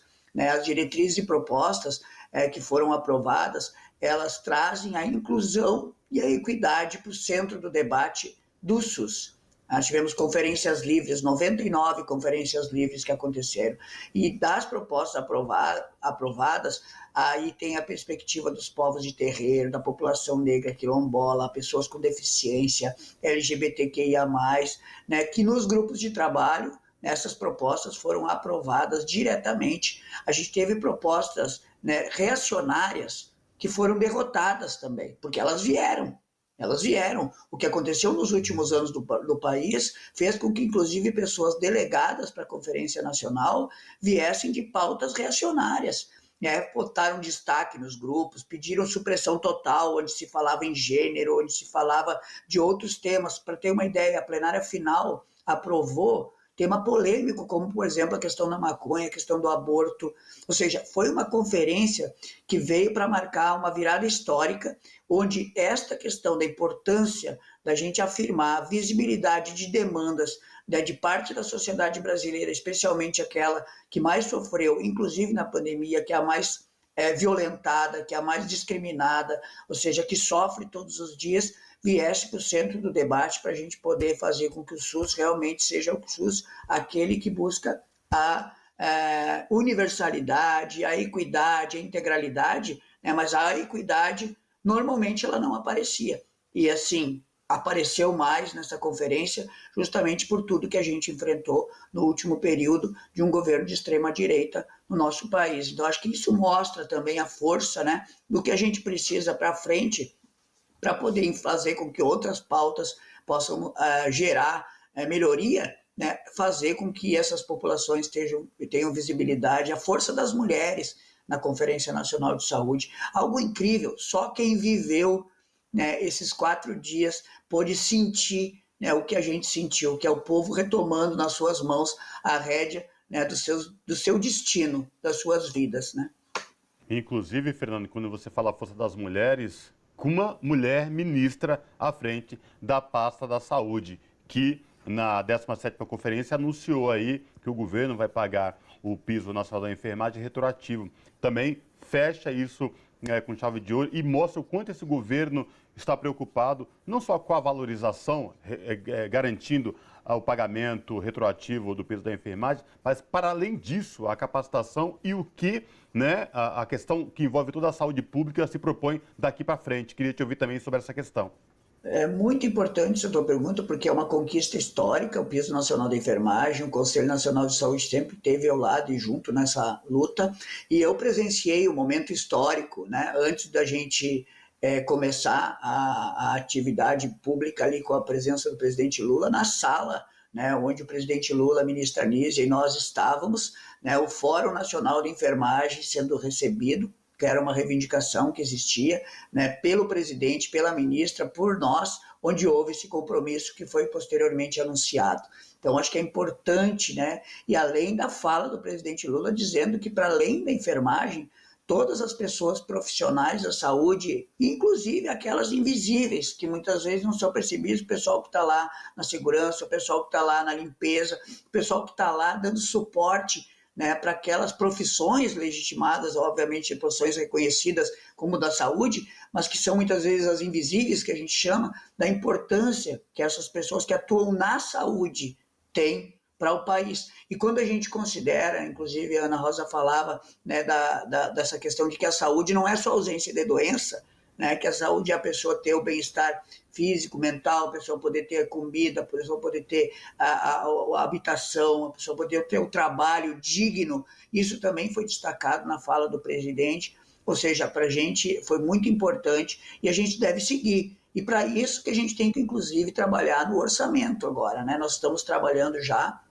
para preparar uma resolução a partir do que foi aprovado na 17ª, na nossa Conferência Nacional, o que vem sendo construído pelas áreas do Ministério, o que está também em consulta no PPA participativo, para que a gente possa avaliar na comissão organizadora, depois de passar pela Comissão de Orçamento e Financiamento do Conselho. A Comissão de Relatoria está preparando o material para a gente analisar já na semana que vem, e aí nós teremos a reunião do Conselho 19 e 20 de julho, onde no dia 20 nós queremos aprovar a resolução que vai orientar o governo, como a legislação manda, a Lei 141 orienta, determina isto, né?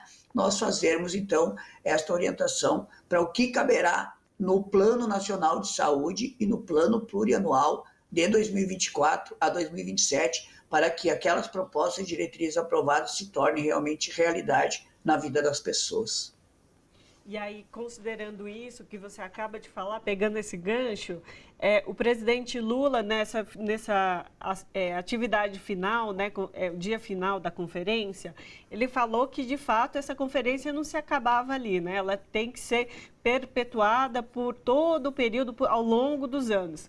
As pessoas que estiveram ali presentes em Brasília nesses dias, voltando aos seus territórios, qual que é a expectativa de mudanças para o trabalho cotidiano do dia a dia dessas pessoas?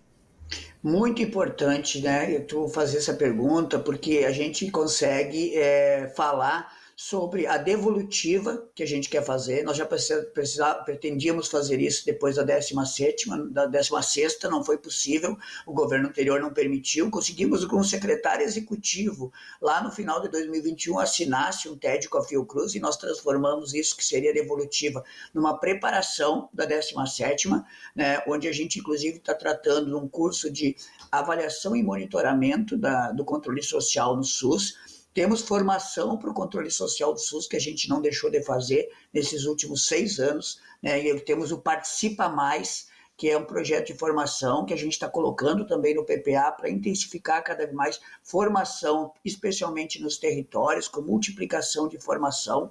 Essa devolutiva nós vamos ter com a própria Fiocruz este processo, para que quem participou das conferências livres, estaduais, municipais, possam saber o que está sendo colocado em prática, para a gente avaliar e acompanhar junto, porque esse também é o nosso papel. Mas, para além disso, o desafio que a gente saiu para construir, a partir de uma campanha, de uma resolução que foi aprovada e homologada pela ministra na abertura, né, da conferência, que é os conselhos locais de saúde nas mais de 42 mil unidades básicas de saúde do país. O SUS, ele já está muito enraizado, foi isso que garantiu, inclusive, salvar milhões de vidas, mas ele precisa estar mais ainda no pertencimento da população.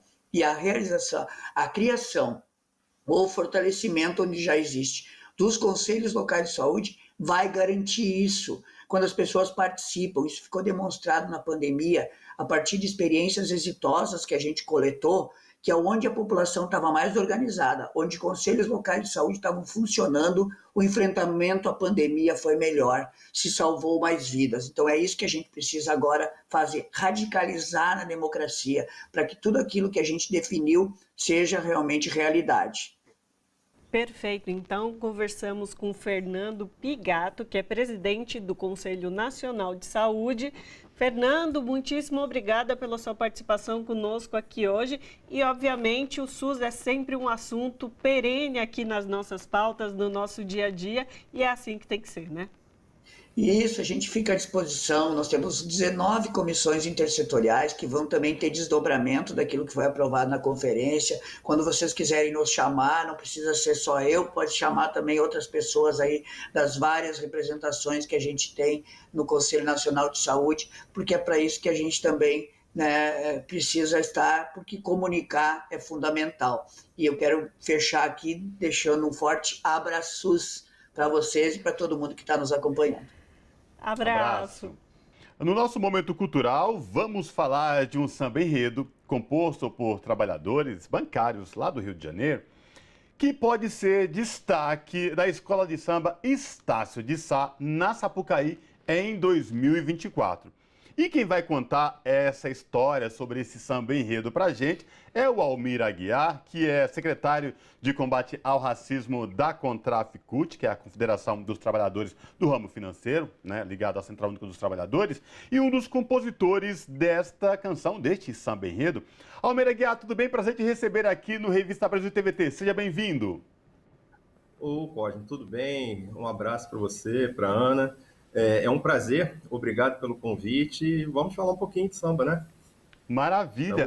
E, rapaz, e falar de samba e de uma coisa bem bacana por trabalhadores, uma ideia que veio de trabalhadores, né, aí, e que pode, de repente, quem sabe, vai ter umas etapas ainda, no ano que vem, tá estrelando aí na Sapucaí. Queria te ouvir.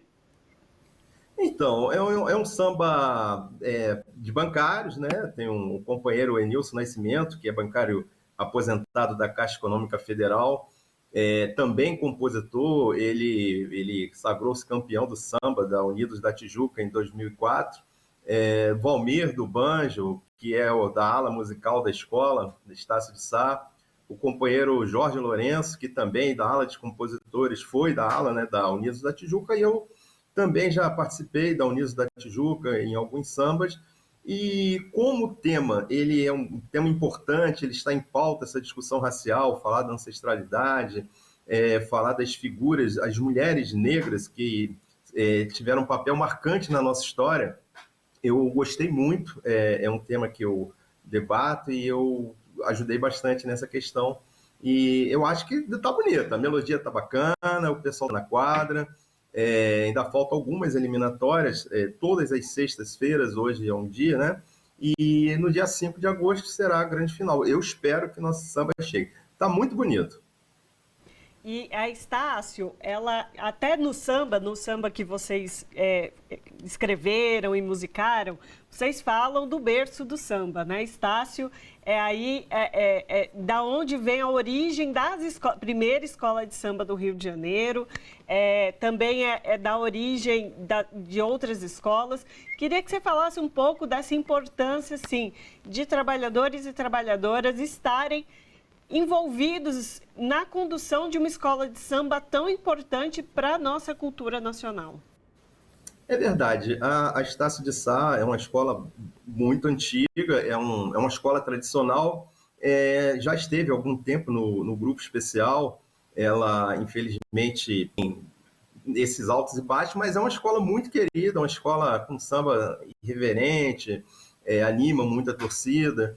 E eu acho importante os trabalhadores estarem envolvidos nessa questão do samba. Por exemplo, todos os enredos, né, eles falam da cultura. A maioria das escolas buscam a história do Brasil.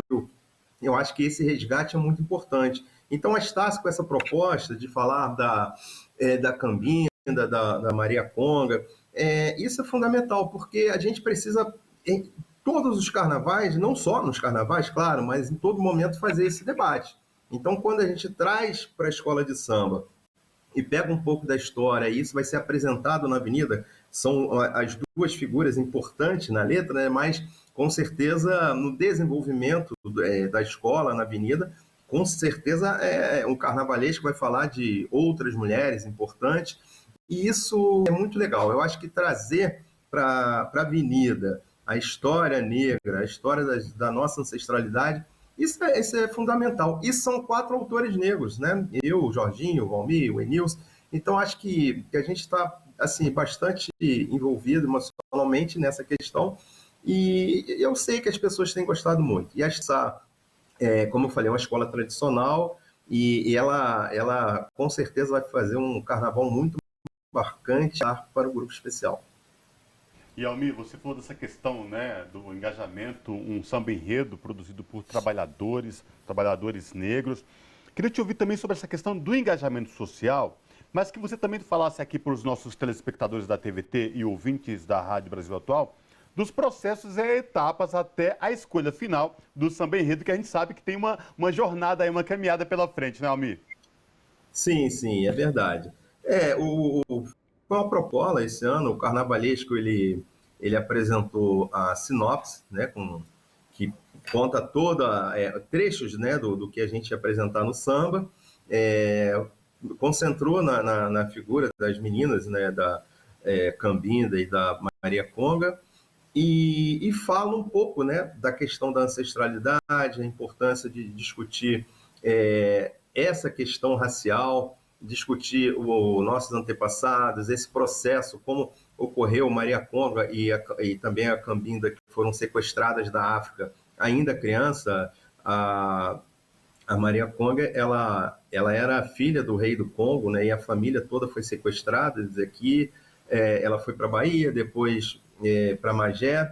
Enfim, contar essa história para nós é importante. Então, eu acho que é um resgate histórico fundamental. Os trabalhadores têm que estar envolvidos, né? Porque desde a época até hoje, com esse processo do racismo estrutural, a gente vem vivenciando essas situações, que se agravou muito nos 4 anos passados. Então, trazer para a avenida é resgatar esse debate. E eu acho que isso é importante para nós, entendeu? Eu acho que essa discussão, e os trabalhadores precisam estar envolvidos no samba, porque é um debate que a gente faz para criar o samba, é um debate que a gente traz para a sociedade, as pessoas vão se questionar, né? Então a gente precisa conversar muito sobre isso. E o samba, ele tem essa questão cultural, né? Debate todos os temas históricos, os temas importantes, e no carnaval muita gente fica ouvindo, né, o samba e começa a fazer uma reflexão. Eu acho que esse enredo para nós foi importante, que se chama Chão de Devoção Orquestral, e é isso, discutir como os negros e negras chegaram aqui no Brasil. E, felizmente, muitas escolas de samba têm buscado esse resgate. E a Estácio, com certeza, vai apresentar um carnaval muito bonito, porque o tema é bacana, o samba está muito legal, e vamos lá, vamos chegar. E Almir, nesse sentido, como que a comunidade tem interagido com essas temáticas sociais? Então, você já bem colocou que diversas escolas de samba já vêm há algum tempo tratando de temas mais pé no chão, reais, assim, da vida cotidiana de cada um de nós, da desigualdade social, enfim, e esse específico também da história da população negra ancestral e também do combate ao racismo atualmente. Como que a comunidade interage com isso? A comunidade interage muito bem, porque principalmente dentro das comunidades, onde a maioria das pessoas são negras, né, elas passam pelo racismo, né? O racismo é uma coisa que a gente vivencia a todo momento, principalmente dentro das comunidades. Aqui no Rio de Janeiro é muito forte, o preconceito quando sai de dentro da sua comunidade para o trabalho, é o preconceito e o racismo numa ação policial. Assim, ela interage bastante porque ela entende que aquilo faz parte do antepassado dela. E com isso, você percebe que toda vez que toca nesse tema, a evolução, ela reage bem, as pessoas cantam samba. Então, é aquela coisa, transmitir aquele seu sentimento para a avenida e no momento que resgata esse passado. Então, é bacana. A comunidade, eu percebo em todas as escolas quando toca nesse tema e principalmente também quando toca na questão do Nordeste, que é muito comum as escolas falar um pouco do Nordeste, né? Mas a questão racial, isso é fundamental. A Mangueira recentemente ganhou um samba falando da Mariela, da Dandara, da Maria Marins. Então, acho que a gente tem que sempre estar resgatando. E isso tem acontecido. Às vezes, dentro num dia de desfile, você vê várias escolas, claro, com temas diferentes, mas sempre naquela questão racial. Então, aprende-se muita coisa, né? E a comunidade realmente interage muito. E eu me imagino que também faça parte de quando ela se vê e do pertencimento, de sentir parte, né, daquilo, da sua história, sem nenhum pudor e sem nenhum medo de perder a vida, sem o medo de sofrer agressão física, moral, enfim, que a gente percebe que acontece diariamente. Principalmente quando você é uma pessoa, um homem ou uma mulher negra que mora em qualquer periferia, não só do Rio de Janeiro, mas em qualquer periferia do Brasil. O fato de ser negro e sair de casa por si só já enfim, a gente já começa a sofrer violência quando você sai de casa. E quando você traz essa questão de pertencimento, de fazer parte dessa história e poder levar essa história de forma sem nenhuma censura, sem nenhum pudor, eu acho que enriquece mais ainda e leva as pessoas, né, a sentir orgulho de quem seja, de quem é. Não, sim, é verdade. Isso nós vivenciamos todos os dias, né? Então, hoje, no mercado de trabalho, a discriminação de homens negros, de mulheres negras, a mulher negra chega a ganhar até quase 70% menos que um homem branco, a violência policial, o genocídio, a juventude negra. Então, tem uma série de questões. A própria ONU diz que a cada 23 minutos, um jovem negro é assassinado no nosso país. Então, a gente precisa debater isso. Quando a gente fala de cultura, tem que introduzir essa questão no trabalho, junto às nossas bases.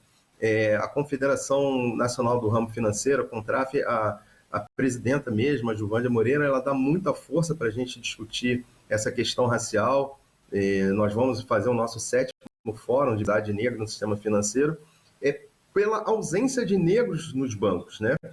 Mas isso ocorre também em vários setores da sociedade, onde o emprego ele tem um salário melhor, quando ele exige melhor, o negro ele sempre fica deslocado.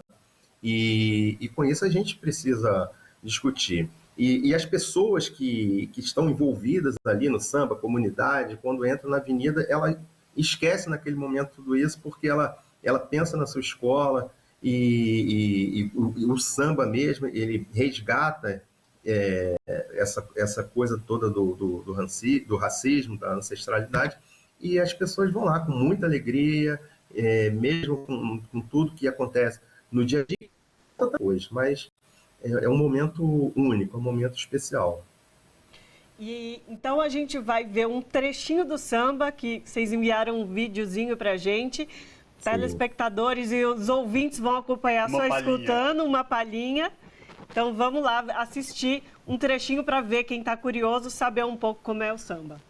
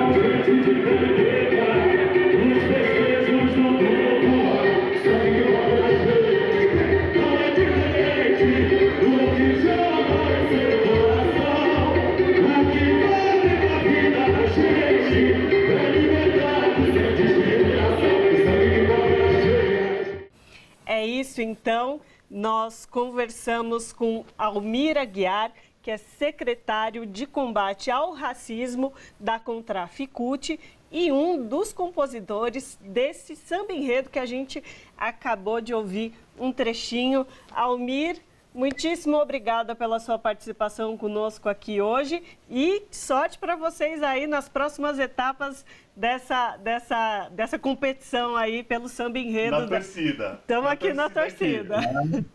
Eu estou preparado. Logo mais eu vou estar lá com a minha camisa aqui do combate racismo. Maravilhoso. Na avenida, na quadra, e vamos torcer. Vai dar certo. Obrigado a vocês, hein? Um abraço. Abraço, Almir. Tchau, tchau. Pessoal, nesta semana o Brasil se despediu de Zé Celso, fundador do Teatro Oficina, o mais importante dramaturgo do país. O Zé Celso morreu aos 86 anos após o apartamento onde ele morava ter pegado fogo, veio um incêndio. Ele foi levado ao Hospital das Clínicas, foi entubado, mas infelizmente não resistiu. Nós aqui da TVT e também da Rádio Brasil Atual nos despedimos fazendo uma homenagem singela ao Zé Celso. Vamos acompanhar.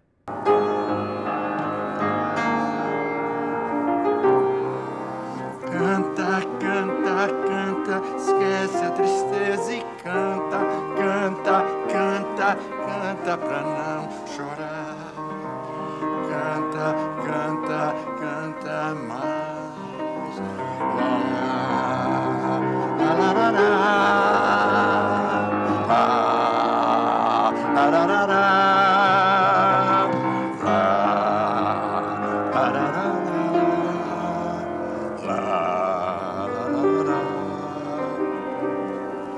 Esquece teu mal e canta, canta, canta, canta tristeza, canta, canta, canta pra não chorar, canta, canta, canta, canta mais, canta, canta, canta, canta mais, lá, lá, lá, lá, lá.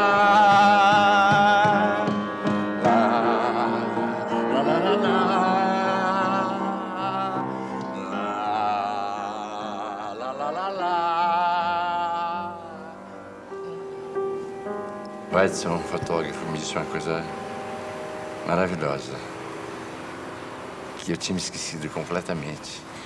Quando eu era menino, eu estava num estado como o estado que eu estava.